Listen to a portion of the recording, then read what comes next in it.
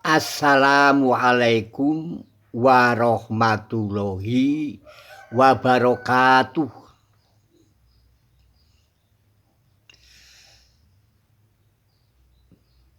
Pemirsa yang saya hormati, pada kesempatan ini saya akan menyampaikan satu judul bahasa Indonesia, bahasa kejujuran, atau bahasa paling jujur di dunia.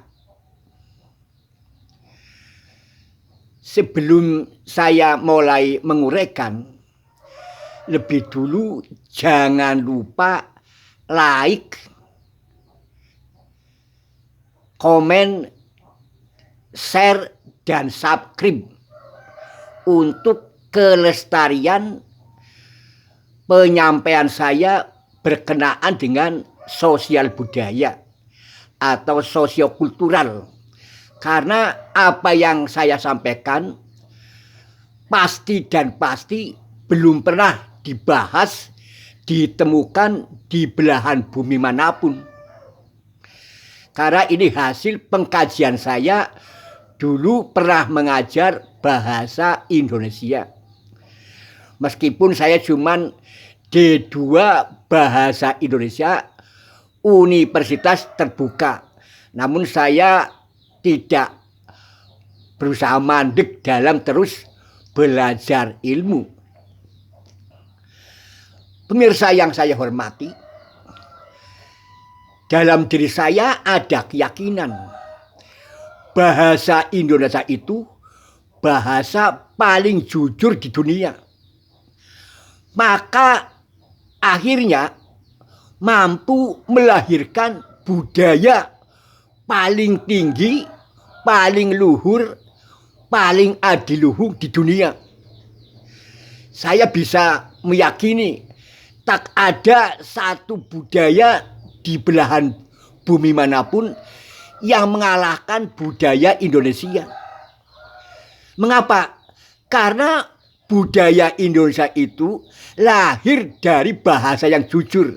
Ingat, budaya adalah segala sesuatu hasil budidaya manusia untuk mencukupi kebutuhan hidupnya.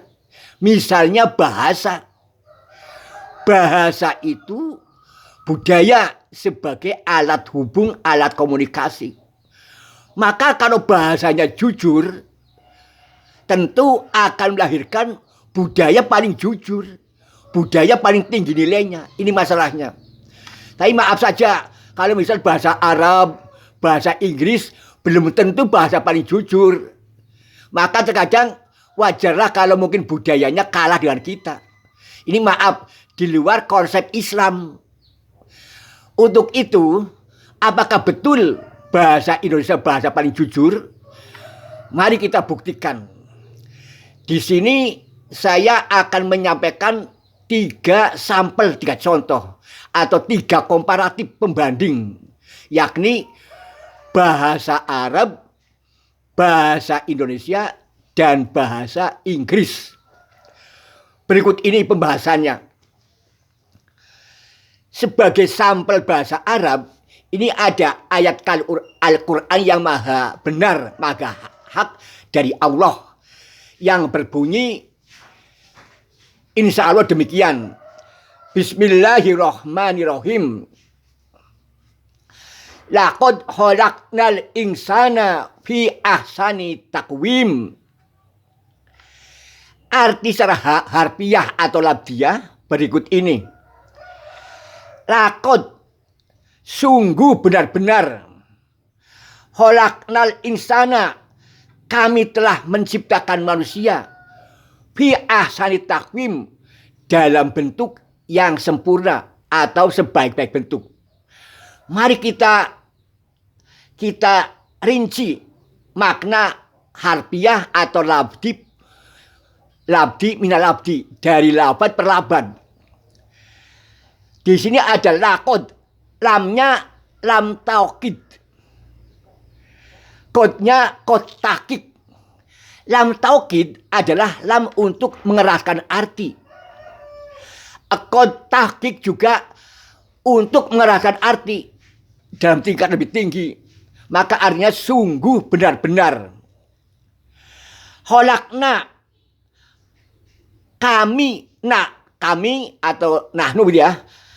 Kami telah mencipta insana manusia di dalam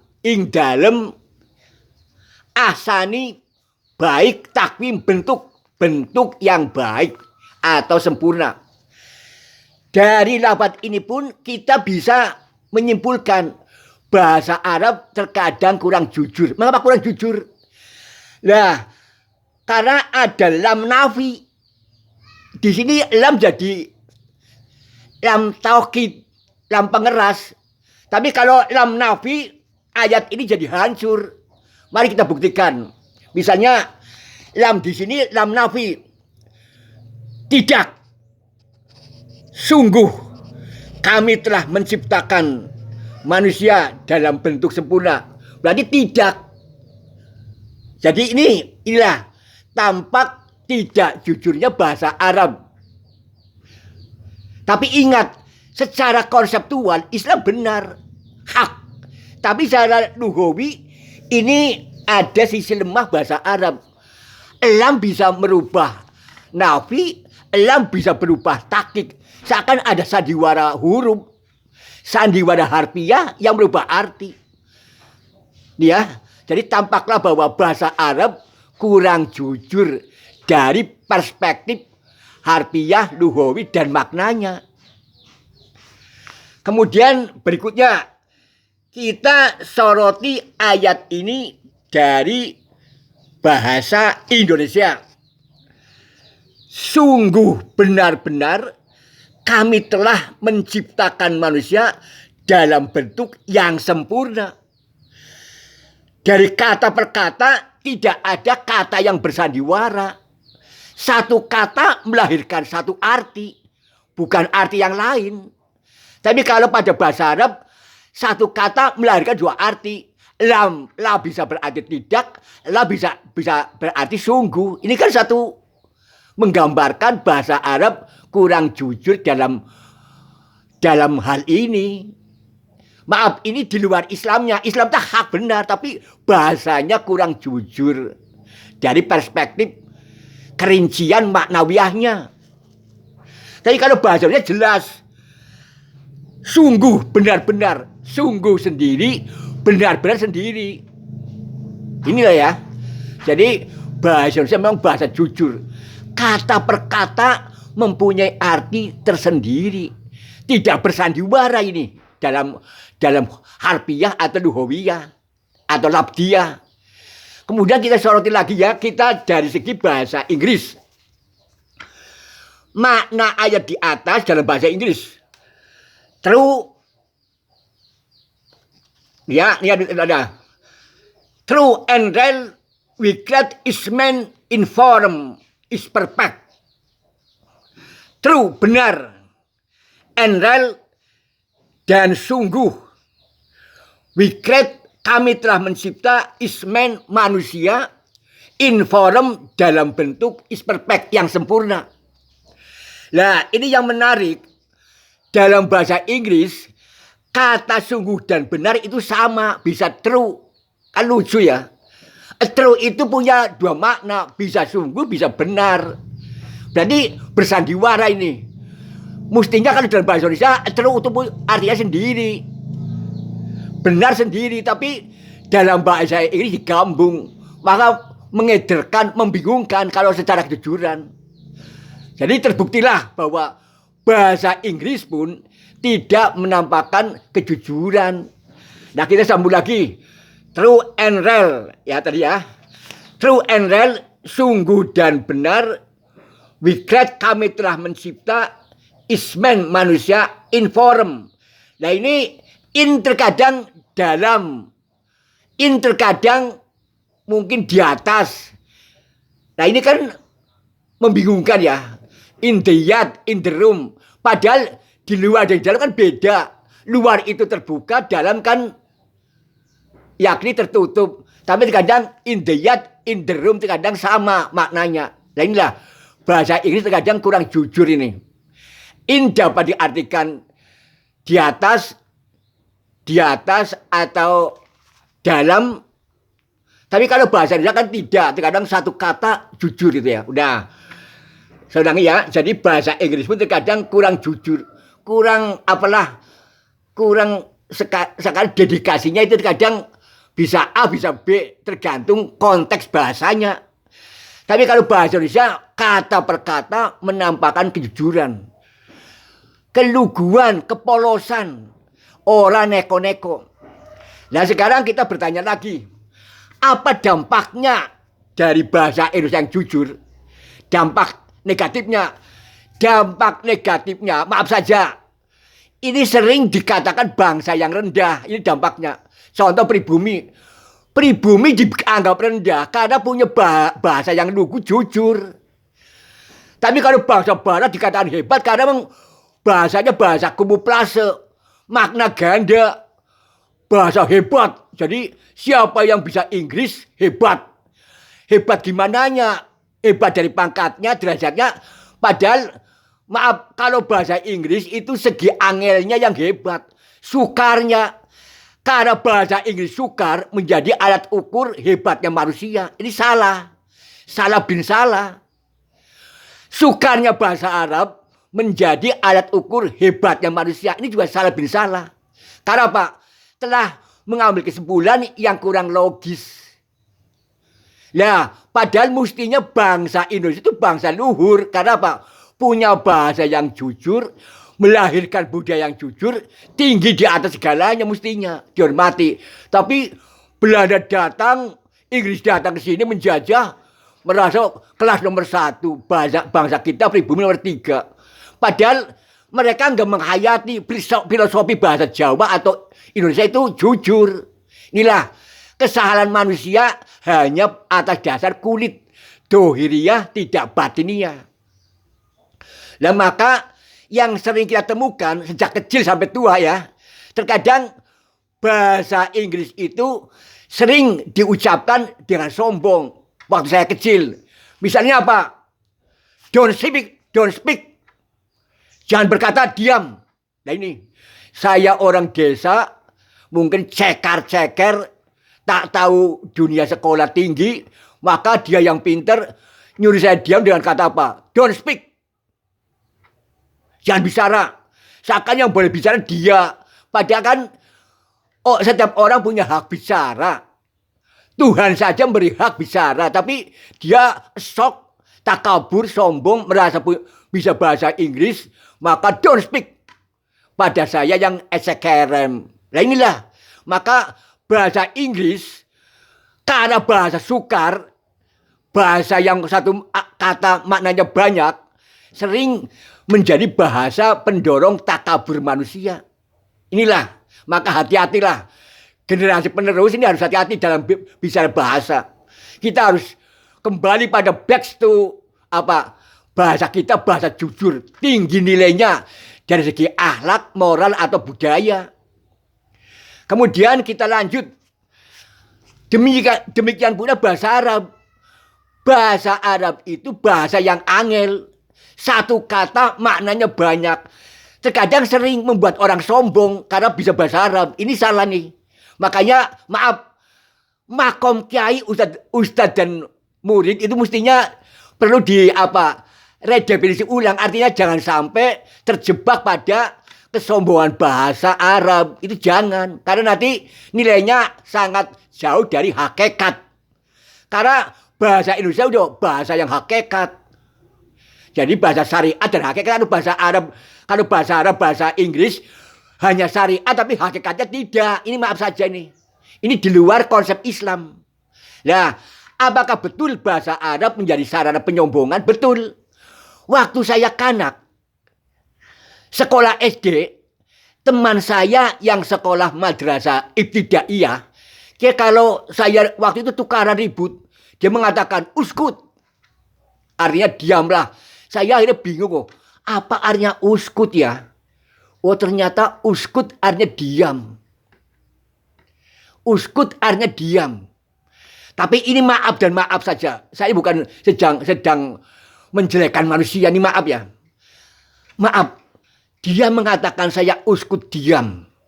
Waktu itu ada perseteruan antara saya dengan dia. Tapi maaf saja ini. Saat dia menginjak usia dewasa dan muda. Terlibat persoalan yang sangat, maaf saja, terkait wanita. Nah ini. Jadi maaf sajalah. Janganlah sombong dengan bahasa yang dianggap tinggi dan hebat dan pintar. Jangan. Ini maaf saja. Dia yang mengatakan uskut. Suatu ketika ada yang mengatakan bahwa dia itu terlibat dalam persoalan wanita. Sampai katanya ada fotonya dalam pose yang vulgar antara dia dan dia. Astagfirullah. Tapi saya gak menyalahkan dia. Manusia. Bisa salah, bisa benar. Gampang goda. Iblis itu maha penggoda. Nah ini satu fakta nyata. Bahasa yang polos, lugu, jujur itu bahasa Indonesia. Bahasa Arab yang sukar sering dijadikan alat penyombongan diri. Bahasa Inggris yang sukar sering jadi alat penyombongan diri. Ini keliru lah. Kita mestinya mau sombong, sangat sombong boleh. Tapi dalam soal esensi ilmu. Hakikat ilmu. Misalnya ilmu Islam, ilmu politik, ilmu sosiologi, ilmu psikologi, ilmu hukum. Itulah yang lagi disombongkan. Maka katanya sombong yang halal adalah sombong ilmu. Sampai Nabi menyarankan, kalau kau tentang dunia, lihatlah yang lebih rendah dari kamu. Jangan lihat yang lebih tinggi, nanti frustrasi, nanti menyalahkan Tuhan. Tapi kalau kau dalam soal ilmu, lihatlah yang di atasmu. Maka ilmu itu boleh disombongkan. Bahkan ada yang mengatakan, Kiai Haji Nur MZ, tidurnya orang alim itu ditakuti oleh iblis. Ini, jadi dalam konteks ini, maaf, bukan karena luhawinya, bukan karena bahasanya, tapi karena esensi ilmunya. Itulah yang punya nilai. Nah, kita tambah lagi, barangkali bukan saya menjelekkan bahasa Arab atau Islam, tidak. Islam itu hak benar. Islam itu di luar konteks bahasa. Islam itu apa? Aturan minallah, deregulasi from God. Itu Islam. Jadi bahasa itu esekerem budaya di luar agama Islam. Itu jangan salah tafsir. Nah, saya suplik lagi, bahasa Arab yang terkadang multi tafsir ya, multi makna. Contohnya nih, in kuntum ta'lamun. In di sini punya arti akan tetapi kalian. Nah ini kan ya, kata in artinya 3 kata. Akan tetapi 2 kata nih ya. Akan tetapi kuntum kalian ta'lamun tidak mengetahui. Jadi tadi sini bisa tidak, bisa kan, ya kadang mengedarkan ya. Nah ini bahasa Arab kadang bahasa yang kurang jujur ini. In kuntum ta'lamun, akan tetapi kalian tidak mengetahui. Nah kita lagi yang lafaz yang ada ayat Quran ya, ayat Quran lagi. Yang ada innya. In huwa illa dzikru wa Qur'anul mubin. Maaf, ini mubinnya mungkin adim atau mubin. Saya terkadang ini agak lupa. Saya belum buka-buka ya. Saya nggak ahli hafal ayat-ayatnya ya.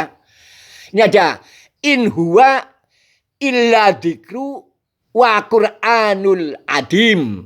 Ya kalau saya adim ya adim lah. In huwa sungguh dia, ayatnya Al-Qur'an ya. Sungguh dia atau kitab. Sungguh dia kitab illa kecuali illa dikru alat pengingat, alat eling ya. Illa dikru wa Qur'anul adim, yakni Al-Qur'an yang agung. Jadi wa di sini hanya penyambung. Yakni yaitu artinya yakni ialah Al-Qur'an yang agung. Padahal wa kan ada kalanya berarti dan wa nafi ya. Di sini wa Qur'anul adim bukan wa atep, maaf, bukan wa atep yakni dan, tapi wa Qur'anul adim yakni Al-Qur'an yang agung. Nah ini ya, jadi terbuktilah bahwa bahasa Arab itu kurang jujur, kurang menampakkan kejujuran dari harfi per harfi, labdi per labdi, atau luhawi per luhawi.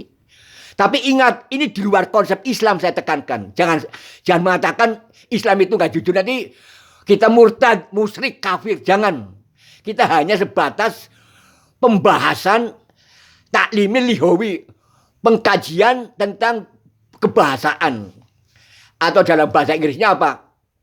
Yaitu apa? Sosiokultural linguist approach, yaitu pendekatan bahasa sosial kebudayaan. Itu ajalah. Saya kajian ini dari perspektif pendekatan kebahasaan dari segi sosial budaya. Itulah yang saya alat untuk mendekati ini ya, yaitu pendekatan bahasa, pendekatan sosial budaya pada bahasa. Ini ya. Jadi saya menggunakan teori pendekatan sosial budaya terhadap bahasa. Maaf, ini bukan bicara agama Islam, tidak.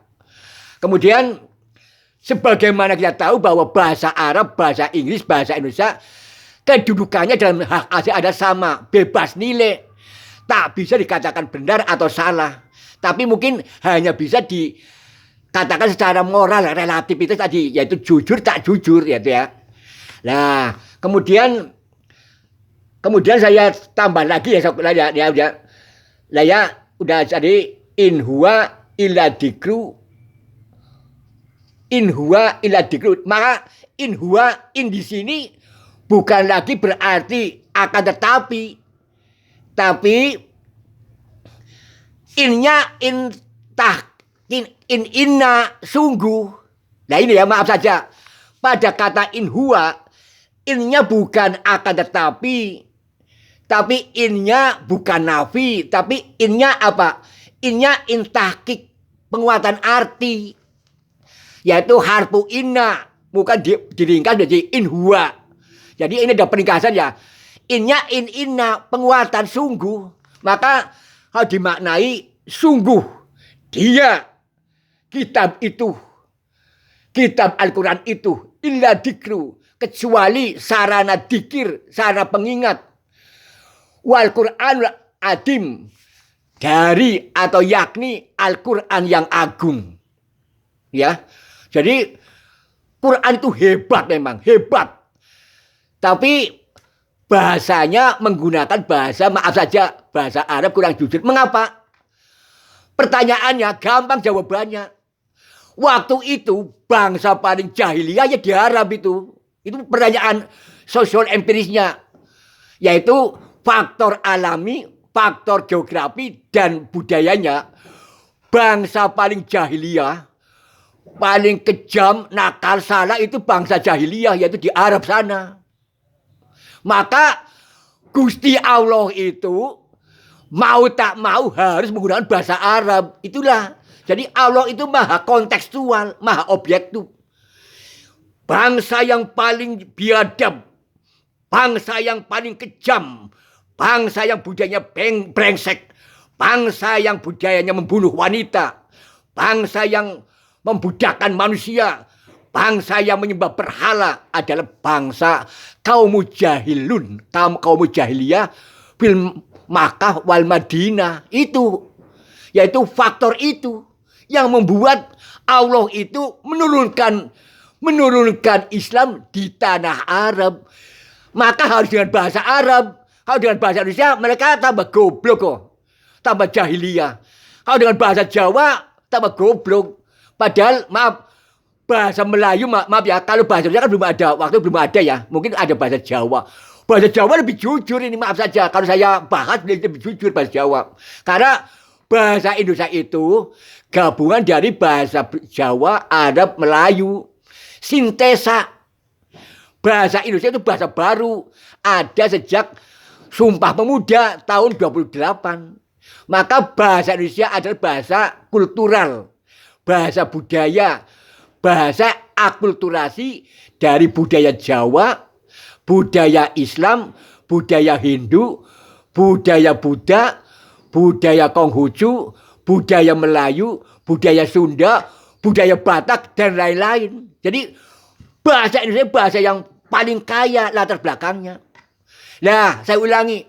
Mengapa Allah menurunkan Al-Quran terpaksa menggunakan bahasa yang kurang jujur, bahasa Arab? Ya karena tadi faktor penyebabnya atau stimulus faktornya, pendukung faktornya adalah apa? Bangsa Arab, bangsa jahiliyah. Satu kejahiliahan yang sangat fatal apa? Membunuh wanita yang tak produktif. Karena nggak produktif mah dibunuh.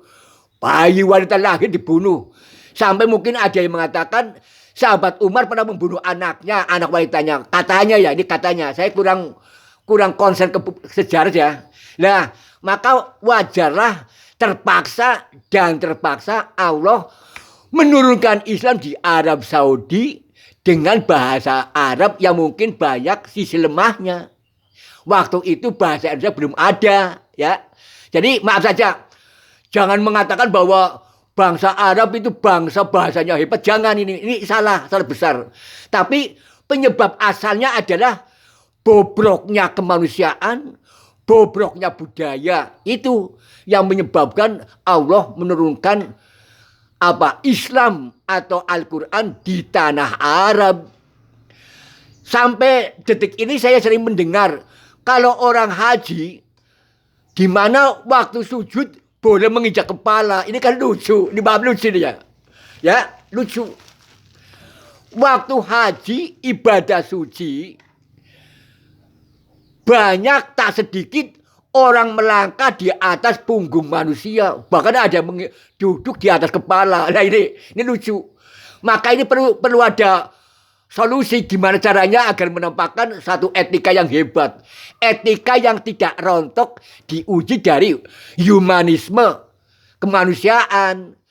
Sering yaitu ada sedang sujud di Masjidil Haram karena tergesa-gesa, ada yang sujud bokongnya di atas kepala. Ini lucu nih.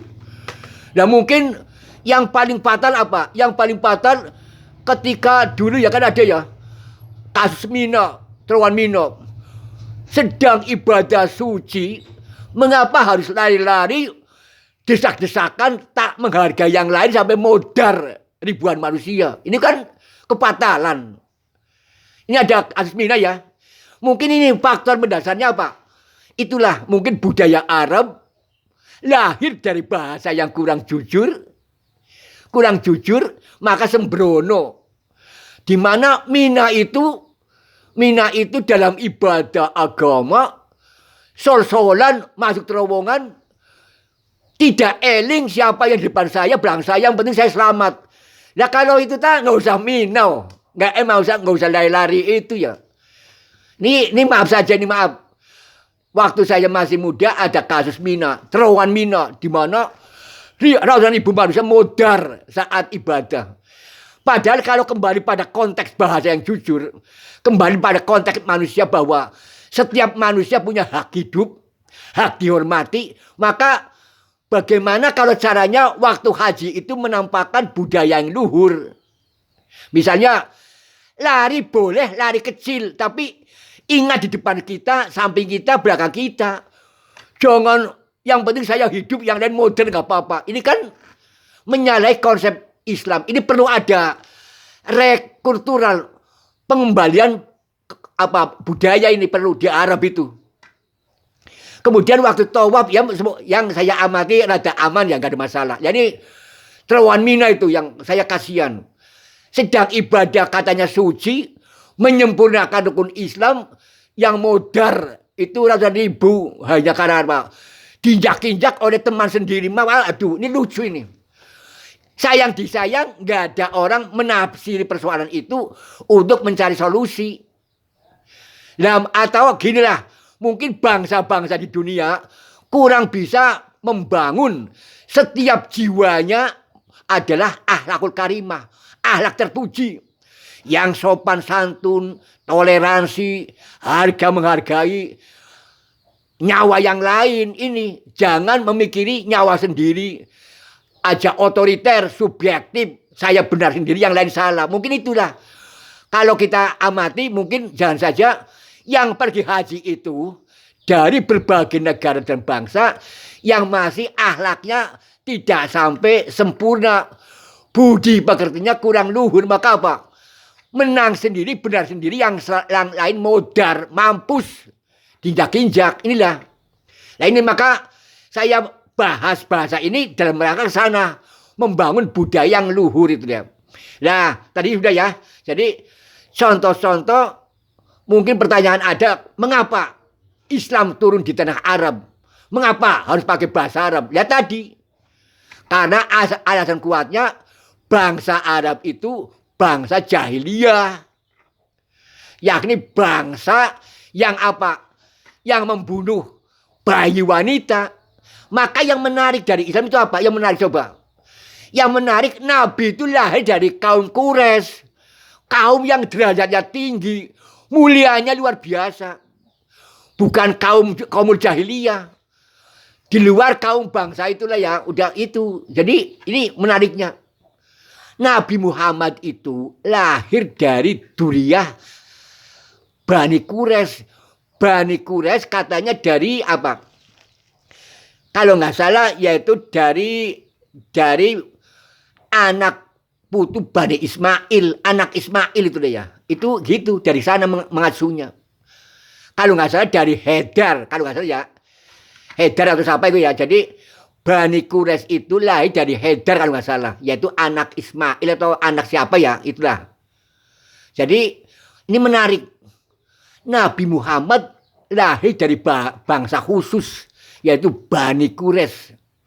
Tapi Nabi Muhammad terpaksa menggunakan bahasa Arab yang kurang jujur. Kenapa? Terpaksa karena bangsanya di situ jahiliyah. Jadi kontroversi ya, dari bangsa yang mulia terpaksa menggunakan bahasa kurang jujur karena adat budayanya bangsa jahiliyah itu biadab, kejam, sangat kejam. Anak wanita dibunuh. Maka ini mungkin maaf saya, ini mungkin satu apa kritikan lah. Maaf, setiap orang Arab harus hati-hati, jangan sampai terjebak pada ketidakjujuran bahasanya. Itu hati-hatilah. Saya tambahkan lagi ya. Mengapa bangsa Arab itu cenderung keras bunuh wanita? Ya gampang jawabannya. Secara sosiogeografi, tanah dan masyarakat. Apa? Tanah pasir itu panas dan panas. Maaf. Kalau seorang wanita jalan di padang pasir cenderung lemah. Cenderung sempoyang-sempoyong, kurang gerak, kurang agresif, kurang fit. Maka terkadang mereka terdorong mungkin, saya bunuh saja lah, karena dia tidak akan adaptif, tak bisa beradaptasi di tanah yang keras ini. Ini tanah keras, untuk hidup harus keras. Mungkin itulah. Ingat, sosiogeografis, tanah dan kemasyarakatan ini mempengaruhi jiwa manusia. Maka kalau disalahkan ya terkadang anak benarnya memang padang pasir itu hanya cocok untuk bangsa petualang. Lakon-lakon, pendekar-pendekar. Nah kalau wanita yang lemah, yang cantik, halus, lembut di padang pasir gimana? Sempoyongan, nggak cantik lagi, lemah, loyo. Apalagi kalau nggak punya uang, lapar, jangan-jangan pingsan mampus. Maka inilah, ingat, bangsa Arab harus belajar apa? Bahasa kurang jujur. Kemudian tanah Arab secara psikogeografi, jiwa dan tanahnya itu kurang membangun jiwa yang baik. Karena apa? Padang pasir itu panas. Bisa membuat jiwa panas, hati panas. Dari jiwa yang panas, hati yang panas, tak akan lahir apa? Pikiran yang bening, pikiran yang sejuk, pikiran yang jernih. Hati yang bening, hati yang sejuk, hati yang jernih. kata-kata yang bening, kata-kata yang jernih, kata-kata yang sejuk, kelakuan yang bening, kelakuan yang sejuk, kelakuan yang jernih. Maka itulah, ingat, ujian besar bangsa Arab adalah psikogeografi. Apa? Kejiwaan terkait dengan gurun pasir yang panas, yang sadis, alam yang menantang. Gitu ya. Jadi maaf, kalau di Arab itu mencari parit, kali, lembah, sungai, telaga itu seperti mau kiamat itu. Sukar. Maka mungkin itulah mempengaruhi jiwa penduduknya, keras, sadis. Nah ini, maka tapi ingat, kita sudah punya teladan. Nabi Muhammad itu manusia biasa. Tapi di padang pasir yang keras membuat kita mau menangis. Apa mau menangisnya? Jiwanya teduh. Pikirannya sejuk. Pikirannya jernih. Pikirannya cerdas. Pikirannya alim. Pikirannya manusiawi. Pikirannya keilahiahan. Pikirannya itu objektif. Pikirannya itu menyejukkan. Mengayomi, menaungi. Hatinya lembut. Hatinya jernih. Hatinya sejuk. Hatinya iman. Hatinya ilahiyah. Hatinya bagai telaga. Hatinya sangat merendah. Hatinya mengayomi, hatinya membahagiakan, hatinya melindungi. Kata-katanya lembut, kata-katanya baik, kata-katanya santun, kata-katanya jernih, kata-katanya cerdas, kata-katanya ilahiyah, kata-katanya kelangitan, kata-katanya seperti suara surga. Perbuatannya Nabi, perbuatannya indah, perbuatannya merdu, perbuatannya baik, perbuatannya soleh, perbuatannya jernih, perbuatannya menolong, perbuatannya melindungi, perbuatannya mengayomi, perbuatannya sangat objektif, perbuatannya tidak menyakiti, perbuatannya tidak membunuh, perbuatannya mencintai, perbuatannya menghargai, perbuatannya menghormati. Lah mengapa demikian? Nah itu Nabi. Yang namanya Nabi kan makhluk sempurna. Biarpun di tanah tandus 1000 tandus, padang pasir 1000 padang pasir, tetap. Itulah. Maka Nabi itu manusia biasa. Maka Allah mengatakan illa basari, kecuali manusia biasa. Tapi ingat, biar dia manusia biasa, karena telah belajar kitabiah, kitab Allah, dan telah belajar ayat kauniyah, dia itu jenius kitabiah, jenius ayat kauniyah, itu Nabi. Ayat kauniyah itu apa? Alam semesta seisinya, aspek ideologi, politik, ekonomi, geografi, sosial, budaya, pertahanan, keamanan, lingkungan alam. Itu ayat kauniyah. Nabi Muhammad itu 2 jenius. Jenius kitabiah, wa jenius ayatul kauniyah. Itu Nabi Muhammad. Maka sukar dicari tandingannya. Sukar dicari tandingannya. Maka kalau sekarang ada konflik Habib pribumi, wajar, kita salah. Salah dalam belajar ayat kitabiah, ayat kauniyah. Itulah salahnya. Allah bolak-balik mengatakan Al-Muhammadun wal Muhammad illa basarun. Menungsa seperti kalian. Maka mestinya kalau manusia itu tujuannya apa? Tujuannya manusia itu apa?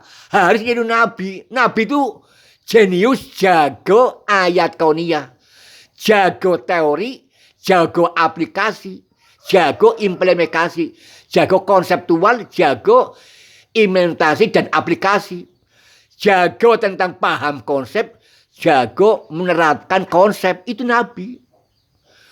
Konsep kitabiah dipahami dan diaplikasikan, diterapkan. Konsep ayat kauniyah dipahami dan diterapkan, diaplikasikan oleh Nabi. Nah kita, maaf saja nih, maaf, manusia Islam di bumi ini, di dunia, kebanyakan hanya ngejar konsep kita biasa aja. Konsep kauniyahnya nol besar. Hanya apa? Mungkin maaf saja. Mungkin konsep kauniyah yang diutamakan apa? Lihat bintang gemerlap, lihat bulan terang, lihat langit tinggi dan biru. Hanya itu, langit, bulan, bintang.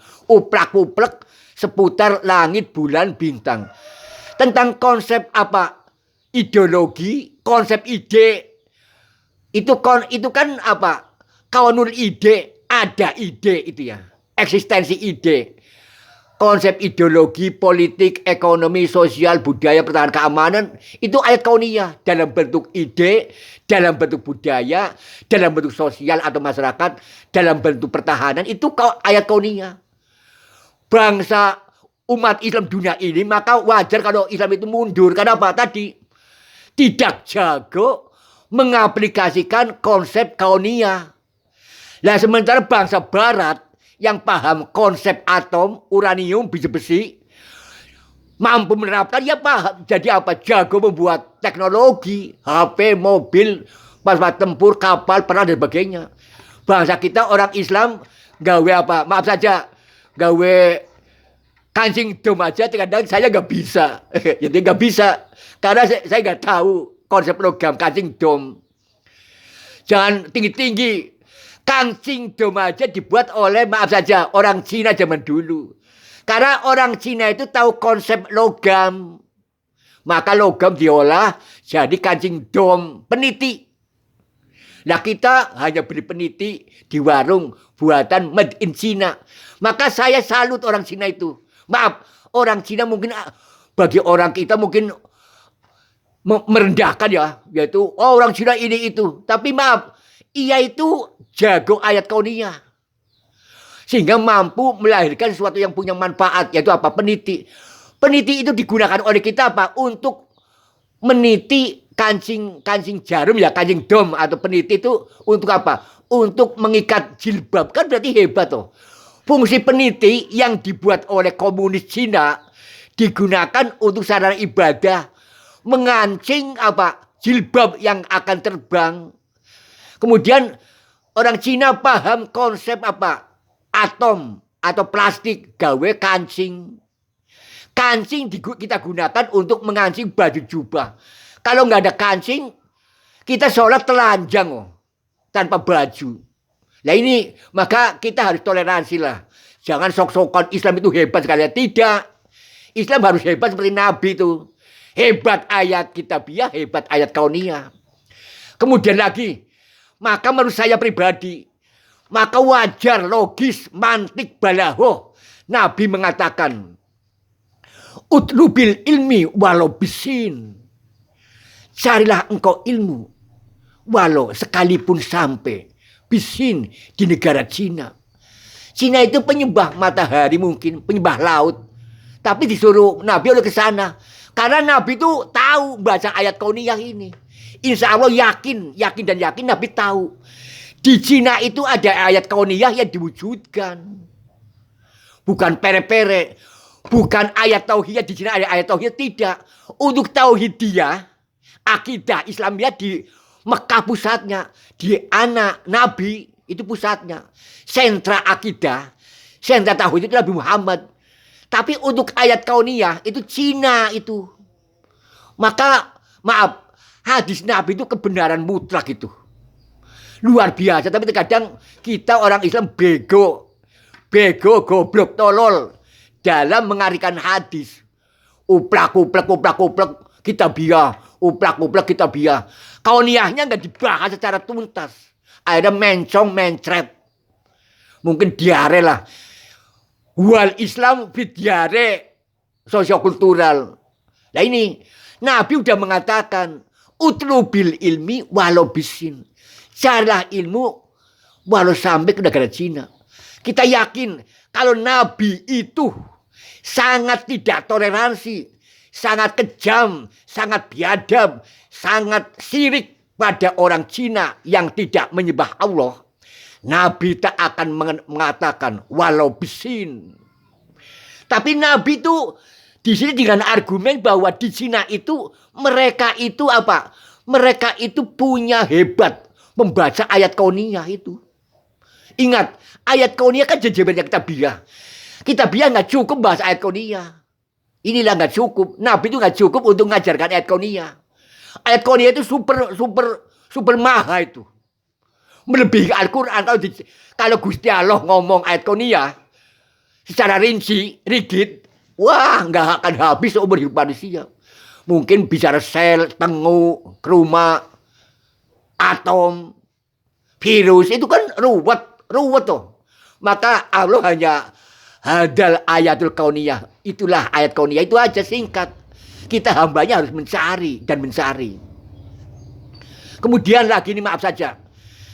Saat Nabi mengatakan utlubil ilmi wal bisin, Nabi itu toleransi, sangat toleransi. Nah kita yang baru beragama kelas ecekerem, sok-sokan mengatakan Cina ini, Cina itu. Ini kita brengsek gitu. Kita yang goblok tolol, kelas mencret. Belum tentu dengan mengatakan demikian iman tambah tinggi. Bisa jadi iman tambah hancur, nggak punya iman itu. Bisa jadi. Karena orang Cina pun buatan Allah.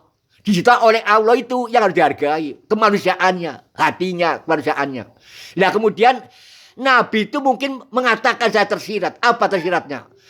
Kalau you imannya kuat, imannya tinggi, cari ilmu di Cina, you akan menunjukkan apa? Moral yang bagus tentang Islam. Islam yang baik, Islam yang saleh, Islam yang hak, Islam yang lurus. Maka kedatangan orang Islam cari ilmu ke-5 itu apa? Bisa jadi alat apa? Alat tabligh, alat dakwah. Itu yang inti.